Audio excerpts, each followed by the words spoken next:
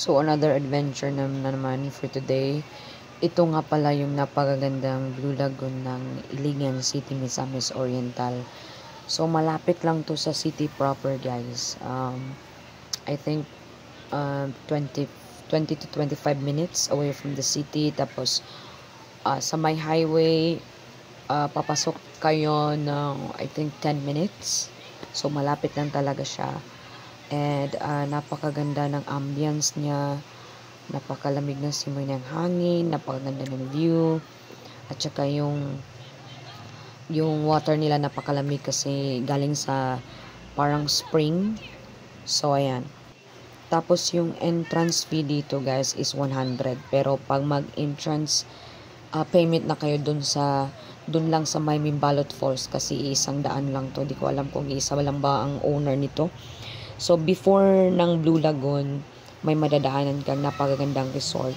Yung tinatawag nila Mimbalot Falls. So, may waterfall siya. So, 100 pesos lang per head yung entrance fee. At saka yung cottages nila is, price range would be 200 to 350. So, yung cottage namin malaki at yan, 350 yung cottage. So, sobrang sulit and sobrang mura lang, affordable. And, napaka wide ng lugar, napaka wide ng swimming pool. So ito yung side na to, pambata.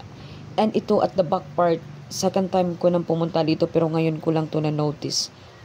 So sa my front yung dalawang swimming pool, tapos sa my back part sa right side, ito yung bubungad sa iyo. So ayun, yan, nasa my right side siya. Di ko alam, parang nakakatakot liguan, pero napakaganda ng tubig doon, super blue green. Meron din silang parang floating cottage. So yan. So overall, ano masasabi ko lang comment dito is napaganda talaga ng resort na to. So Blue Lagoon ng Iligan City, Misamis Oriental. So napakaluwag at napaka-wide ng lugar nila. I mean ng resort. So, yun yung pambata na area. I think 2 feet lang ata to. 2 feet. Tapos dun sa kabila, parang 4 to 5 feet ata. So, dun yung pang matatanda. Meron din silang lutuan. So, very convenient yung lutuan nila. Meron din may gripo. So, napakalinis din ng area. Meron din silang, sari-sari store dyan. So, kung meron kayong hindi nabili sa pagpunta nyo, so available lang doon sa tindahan nila, 2 tindahan doon. So yeah, ito yung sa may back part na hindi ko alam, pero walang naliligo dito eh.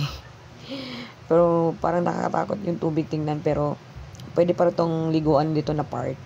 So yan, napakalalim ng area na to. And ewan, parang creepy liguan, pero magandang liguan dito na side. So, feeling ko dito yung liguan talaga before nagawa yung sementadong swimming pool. So, yan, may parang river or falls dyan sa may unahan. So, maganda yung timing pagpunta namin dito kasi wala masyadong tao kahit holiday. So, pagpunta namin dito is Saturday. So, Saturday, I think, from Cagayan de Oro City going to Iligan, travel kami ng, I think, 1 hour and 30 minutes. Or maybe 2 hours ata, hindi ko alam.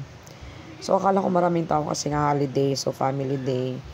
And nagulat ako ng pagdating namin dito, wala masyadong tao, or sobrang aga lang talaga. Pero dumating kasi kami, like 12 PM na. So, ayan, timing talaga na wala masyadong tao. So, maganda yung view, makikita mo talaga yung buong view ng resort. So, ayan, napakalamig ng tubig talaga, guys. And overall talaga napakaganda kasi napapalibutan ng mga kahoy, malalaking kahoy. So, if magka-chance kayo, visit kayo dito sa Blue Lagoon ng Iligan, Misamis Oriental.